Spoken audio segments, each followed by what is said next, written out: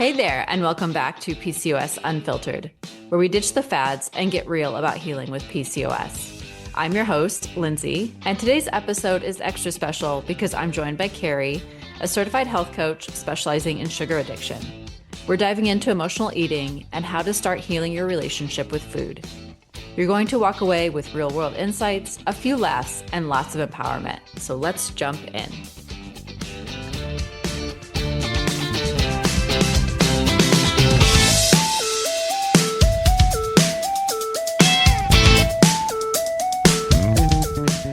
Hello. Welcome. I am super excited to have Kerri here today. She's a fellow health coach and very dear friend of mine. So let's just kind of jump right in. And Kerri, I want to hear you tell everybody more about what you do and what's just kind of led you on your own health journey and brought you to this point in health coaching. Awesome. First of all, thank you so much for having me. Lindsay knows me well, so she's heard this spiel a bunch of times. But basically, my health was I was just kind of falling apart, in my early 20s, falling apart, right? So I had migraines, I had gas and bloating, right? All the embarrassing stuff. I had hormonal issues, which ended up with, I had ovarian cysts, which I was told, a lot of things I was told I was just the kind of person that this happens to. And until I ended up in the hospital needing surgery. And that's when I was like, no, there's something's happening here. And I started researching, I started working with a health coach, changed my diet, changed my lifestyle. So the things that they tell you that are just happening to you, no. You have so much more control, which I think is amazing. You have so much more control than you realize if you just worry about what you're putting in your body, on your body, worrying about stress, like I said, all the diet, lifestyle, all the things. And it's truly amazing that you can really take care of yourself and not just let things happen to you. Because I felt like things were happening to me. And that sucks. I'm not the kind of person that just wanted to deal with that. So yeah, that's a little bit about that. I was like, if a health coach can help me, I want to go help people. So I went and did that. Good. Yeah. And now she calls herself the sugar knockout coach. But it's true. I mean, I feel like there's been just even in my talks with people, and I think you'll see even more throughout the podcast episodes, there's just this underlying theme of empowerment and just being able to take control and being able to advocate for yourself. That's huge because yes, I feel like I don't want to bash traditional medicine all the time because it is needed, but you have to understand that they don't know everything. And so just because they tell you something, especially they don't know everything, I feel like when it comes to nutrition and exercise and that type of thing, they're just not taught like that. Then you have to be the one to go out and discover some of that on your own and find what works for you and know what other resources are out there. And so that's where Kerri plays a huge role for sure. I'm so glad that you said that too. Just if I could say one thing, because then right, there is a time and a place for traditional medicine, but you can have more of an actual intelligent conversation with your doctor when you know what's going on with your body and what works for you and what doesn't. So then it really becomes the partnership I think it should be if you can find a doctor that's listening to you. If one isn't, then that partnership's over. Yeah, they definitely have to be open to it for sure. And if they're not, then maybe that one's not right for you. So yeah, definitely. So let's just kind of, keep going here. So have you ever found yourself knee deep in sweets after a stressful day? And what was that like? I know I have them in the past. I'm sure a lot of people listening are probably right there with you. So yeah, this is such a great question. One, because I am the sugar knockout coach. Hey, everyone, I still go through all this too. I'm not perfect. I think what happens a lot is it becomes a mindless thing, right? All of a sudden I'm in my kitchen. I'm eating the chocolate chips or cookies or potato chips. And I'm just kind of shoveling them in and no mindfulness at all. Right. And then the crash happens. And then there's the emotional crash. So tell me if you can relate to this, Lindsay, and anyone listening. Right. Then I feel shame. Then I feel guilt. Right? Because I'm oh my gosh, I have no control. What is wrong with me? I should be better. I know I shouldn't eat that. We all know sugar is not good for us. I know I shouldn't be eating that. And I think that's the real damage. So we start beating ourselves up. And then because I don't have a coping mechanism to deal with my emotions, or I've been using sugar as the coping mechanism, I go right back into eating sugar and then feeling shame and guilt and beating myself up and eating more sugar. And then it just becomes a vicious cycle. Yeah, for sure. I mean, yeah, Yeah. there's such a huge emotional component to it. It's Yeah. very I interesting. remember as a nurse, like, oh my gosh. I mean, and I was single and I'd be like after 12, sometimes 14-hour day, I'd come home and I would eat like maybe a decent dinner, but then immediately I'd go to Oreos. That was my big thing. Oh, Yeah. And then uh-huh. and then you feel like junk after, and I still kept doing it every single time, but it was just kinda like the habit of like, "Okay, I had dinner and now I can have this treat," and then I'd try Yeah. to limit myself to 4 or something, and then you end up eating 4 more. Yeah, and they're done. It's interesting because we just had someone who graduated my program who hadn't eaten Oreos and she loved Oreos. And I'm like, wait till you taste an Oreo now. After your taste buds have changed, after you know what you know, and she's like, it's pure chemicals. I'm like, oh yeah, Uh, I loved Oreos too. There's no sugar I don't love that I yeah. haven't loved in the past. Yeah. Well, yeah, that's a great segue into the next question is what was your relationship with sugar like growing up, even at a younger age, and how do you feel that that impacted you later on? Oh yeah, that's such a great question because I feel like, especially like with my generation, everybody ate sugar. Like it was just a thing. Everybody ate a bunch of sugar. Like my parents had zero problem, and actually, my mom still to this day, my mom loves junk food. She loves candy, so we had a ton of it around, and I ate a lot of it. And then as a teenager, got a job and bought all the things with my money, right? I bought candy and chips and fast food. Gummy candy was my absolute weakness. I've eaten so much gummy candy, like enough to last 10 lifetimes, right? But when you're young, your body can process that a little bit quicker. Now, I had migraines in elementary school, so my body wasn't doing so hot. Like I was getting signs then, and they were few and far between. But in my late 20s, like early 30s, is when it really caught up with me and I really started noticing the signs. But when you think about it really was starting in my late teens, early 20s, right? So, and I was listening to something the other day. They're like, heart disease doesn't start in your 50s, started in like your 40s and 30s. And so my body was giving me all these signs, right? I was having the migraines, I was having all the things, but until it like was more severe and more frequent is when I actually noticed, when my body was like, okay, like we have to stop here. So there's a lot of signs I think along the way that we all just avoid because we think it's normal or we're the kind of person Yeah. that gets migraines. Yep, exactly. Oh my gosh. Yeah. And I was actually just having this conversation with somebody yesterday. Stay tuned for that podcast as well. But yeah, these things that we do to our bodies that we don't listen to. First of all, we're just not listening until we have to listen because something is really going on. But you also just don't realize that what you're doing, now, and we all think we're invincible when we're at that age. Oh yeah. Oh Plus, yeah. yes, I feel like the trend has also been us waking up. I mean, in general, more people Yeah. waking up to what's actually in our food now because it definitely wasn't like that before. And yeah, you learn later on like that all the stuff you did 10 plus years ago is now affecting you for sure. Oh yeah. Yeah. It's interesting. But yeah, you do feel Yes. invincible in your teens. Oh my gosh. Yeah. Yep. So how would you define emotional eating versus the sugar addiction, and how are they different? How are they connected? Interesting. So, can I say they're different yet connected? I think Right? so. Yeah. Yeah. I think when I think of sugar addiction, I think of more like physical stuff. So, gut imbalance, right? If your gut bacteria is off, the bad bacteria, if you have too much, it's going to crave sugar.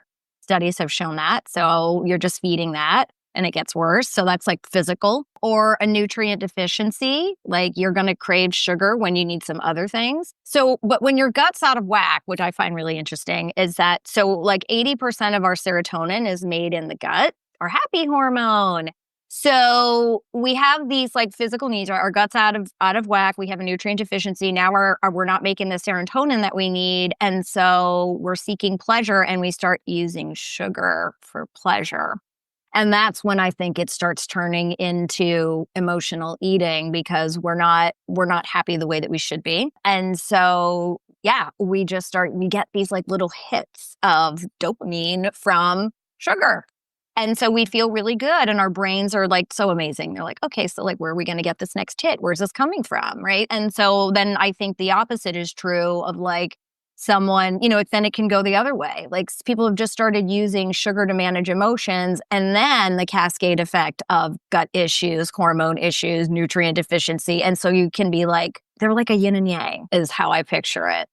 Yeah. Yeah. I've said this before, but I'll say it again. We're overfed and undernourished, right? Because Oh yeah. because we keep getting that hit, from all these nutrient lacking foods, where if we can just increase and improve the nutrients, that we're putting into our bodies, that will help balance some of that stuff out without even thinking about removing some of that stuff Mhm.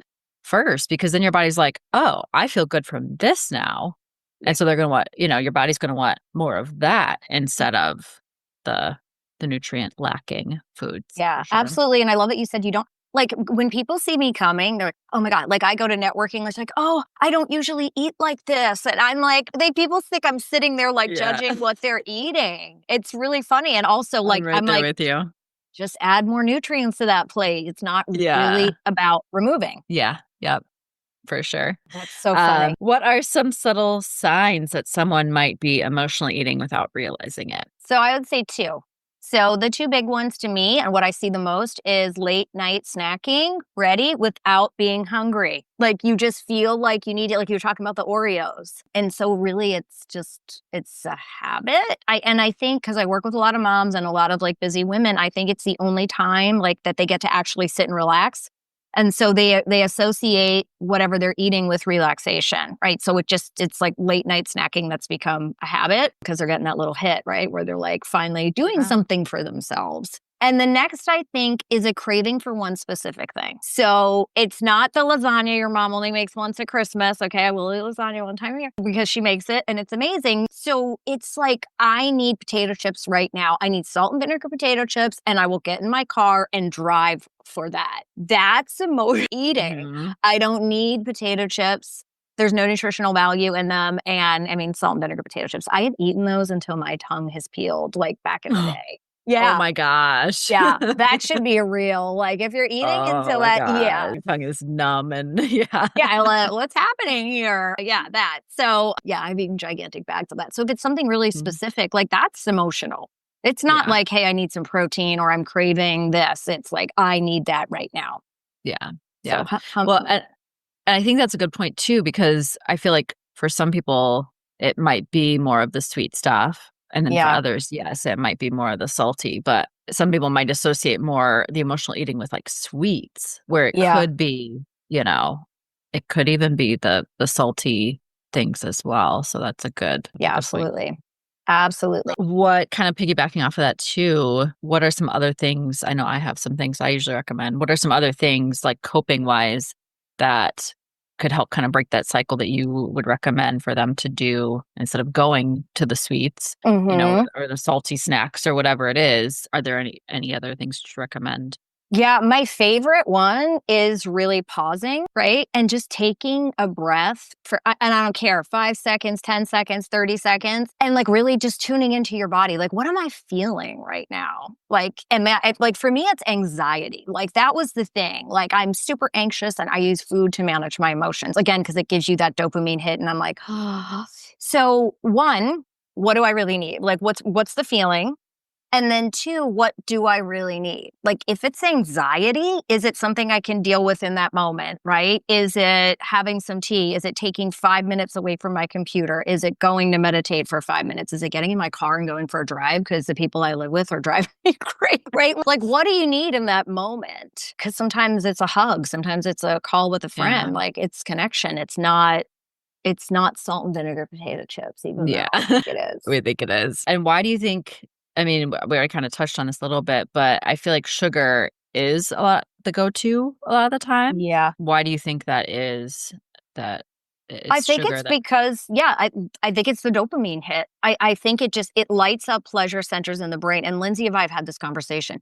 People have told me you cannot be addicted to sugar. Studies have shown that you can be because it lights up the same pleasure centers in the brain as other addictive substances. Of course, with sugar, it's very temporary, right? It's a little temporary hit. And so your subconscious, like it makes you feel safe, right? It starts to feel like it feels good. It starts to feel safe and it gets comfortable. And so the subconscious is always going to be like, oh, let's do that. Like, I have a feeling I don't like what makes me feel better. And it could be Oreos. It could be salt and vinegar potato chips that break down into sugar. But like for me, it was gummy candy. Like that was my thing. Like, ooh. So we get this feeling. We feel really good. We get this temporary hit. And then we create a habit loop, right? I'm sad. I eat gummy candy. I feel better temporarily. And then when that goes away, I need more candy. Yeah. Yeah. And I know you and I have both had clients that have experienced it, but when you remove those sugars, they get the same symptoms, the same withdrawal symptoms as somebody would from drugs and alcohol. So I think that right there says a lot about how addictive sugar, can be for sure. Yeah. And and I'm like, how are you going to tell me that you can't be addicted to sugar when I'm always like, I'm a recovering sugar addict? Like that makes me happy. And like I said, I mean, my mom is still doing it. Like you can still do it your entire life. Yeah. Yeah. So, Yeah. So how does sugar, I mean, we kind of talked on some of this because some of these questions are kind of, overlapping, but yeah. how does sugar affect mood? We've talked about, but also hormones and energy levels. I think that's huge to Yeah. speak to. Yeah. Yeah. So I know we talked a little bit about mood when we were talking about like not making enough serotonin when we're eating too much sugar, messing with our gut, or getting that little dopamine hit. And then like we have a little crash and that sucks. But that's exactly what happens with energy. It's just happening with our blood sugar instead. And so when we're eating copious amounts of sugar, no judgment because I've done it, our blood sugar spikes. And I know you've talked a lot about this with your insulin resistance. And so insulin comes in just as quickly and brings it into our cells, but then our blood sugar drops. And usually when our blood sugar is pretty low, our body send out signal like our blood sugar is really low. We don't like this. We need to go get something that has a lot of sugar to bring like our energy and everything back up. And so we get on this roller coaster because it's like eat sugar, blood sugar rises, then it drops, eat sugar. And so like all day long and you have these energy dips and you're exhausted. Or like how many people go to sleep and then you're still waking up exhausted. And this was me forever. You're still Me too. exhausted. And Yeah. so then you need all this caffeine. And then like at 3:00, I needed more caffeine. And then I was doing Or a nap. yeah. Or energy drinks. And so it starts like this, like what's happening with your mood and energy, it's like so interconnected. And yeah, and like I said a little bit about with the estrogen, it just throws off everything like estrogen levels, cortisone levels, like my cortisol levels, my hormones were an absolute disaster when I was eating all of that sugar. But when you cut it out and you start feeling your body, like we talked about, things start to come back into balance. I met somebody the other day, I was like, and she's like 20 years behind me in her journey with ovarian cysts. And I was like, if I could tell you one thing, sugar. Like cut the sugar. So Yeah. Yeah. Yeah. Because even when you cut, like for me, it was gluten, but still it's pretty much a sugar or, gluten is attached to, these things that contain sugars too. So even just by removing all of that, you're basically removing sugar. There's just this overlying, thing. And there's more yeah. sugar in so many more things, I think, than Yeah. there was, even back then. Yeah. Back then. Yeah, I I know, know. right? Well, what's so funny too is people But are like, oh, I don't have a sugar problem, but I do drink a couple glasses of wine at night. yeah. Like that's my vice. And I'm like, oh, but that's still sugar. Yeah. You know what I mean? Yeah. Yeah. Yeah. Yep. So can emotional eating ever be a healthy coping mechanism or is it something to just fix? I like this question. Yeah, I'm like, Yeah. this is a good one, right? Yeah. Because let's be real. Like, so everyone thinks of emotional eating, oh, it's so bad. But we're human and food is emotional, right? Like it's tied to so many things like celebration, culture, memories. Like I have so many great childhood memories of holidays. Like it's all kind of mixed in together. And so yes, comfort sometimes, right? And that in itself, I don't think is bad. I think the problem becomes when it's our only coping tool, right? So food is how I deal with stress, how I deal with sadness, how I deal with boredom, how I deal with overwhelm. So then that's not helping. It's just numbing out. And that's why I talk to my ladies about being curious, right? Like not really judgmental. So again, like what's happening here? Like what do I need right now? And then, so it's not always something to fix, but I think if you understand like why you're eating certain things. So we talk a lot about tuning in our programs, and I know we have a lot of similar things with that. Like understanding why you're doing the things you're doing around food. And then you can see, because I mean, life is really short without a piece of chocolate cake. But if I'm using it to manage all my emotions, I mean, I could eat that chocolate cake in a day if I'm having a bad day. Yeah. Yeah, there's like I know for me, like I had to really kind of think about this. I mean, it didn't take me long, but like just to make that connection, and it was the connection to my mom because we used to bake together all the time. Yeah. And so I was just get like if I didn't cook dinner, I still always was like baking something, whether it was from Yeah. a box or whatever. Now I do have like healthier options. Yeah. But yeah, sometimes you have to do some self-reflecting and is there Yeah. some type of tie there that's connecting you to something or someone, something Mhm. deeper kind of pulling you into that. And there's nothing wrong with that because then like you said, yeah, whether it's a holiday or a celebration of some sort that you're tied to a certain food, that's great. But when it becomes an everyday occurrence, Yeah. Yeah. I love that you brought up like the deeper stuff. So I have someone who's just graduating one of my programs also, and she was obsessed with Diet Coke. And so we dug a little bit deeper, and it was that growing up, they didn't have a lot of money, and when they started having some kind of like a little extra money, her mom would get a Diet Coke. And she would sit there with her mom and eat and have a Diet Coke. Like, I'm like, that is hugely emotional. yeah, Like, but you yeah, just think like, I just need a Diet Coke and I just need it and I just can't stop. But then you take a step back and you're like, oh, well, that was something I like to do with my mom. And that means something to me. yeah. Yeah. And now her and her mom don't drink Diet Coke. She got her mom off Diet Coke. But, there's so many reasons for food. That's why we need to, just take a look at it. Exactly. Yeah. So we already talked a little bit, but your go-to strategies for identifying emotional triggers before the craving hits. What are some that maybe of your own or that you recommend? Sure. So, yeah, for emotional triggers, it's funny, right? Because, like, these things just don't come out of nowhere, right? Like, there's usually a pattern and a trigger or like a feeling that starts before you're like, I want potato chips. Like I said earlier, let's use that example, right? Like, if I'm stressed, I'm like, I need to have like potato chips, but what happened like before that? Right. So, we're not like tracking calories, but we're tracking like, I call them craving windows. Right. So like we said, like a lot of women at night, they're like, I crave a lot of sweets at night. It's the only time they get for themselves, the only time it's quiet, or like right after lunch. Or so we want to like start like what are the like what's happening before that, right? If it's a 3 o'clock slump, what did you eat? Or you're at work, you're in like a stressful meeting that happens every day. So we want to just kind of look at those to get some kind of clue because it's not really random and see what is like, and again, without judgment. We're just looking and examining and Exactly. being curious. We don't need to be judging what's happening. And we Yeah. do that a lot. And then I feel like then it compounds and then it's like double emotional because we're beating ourselves up about wanting to eat something that we think is bad for us instead of understanding why we want to eat it. I do have a food timeline tracking tool that I put in Mm. the show notes. And you can do that a couple different ways. You could do it both ways even. And so some of it is like the physical side of it. How am I Yeah. feeling, before, during, after, and long after my meal physically, stomach upset, headache, whatever. But then you can also use it for the emotional side of things too. Before I ate whatever it was, how was I feeling in that moment?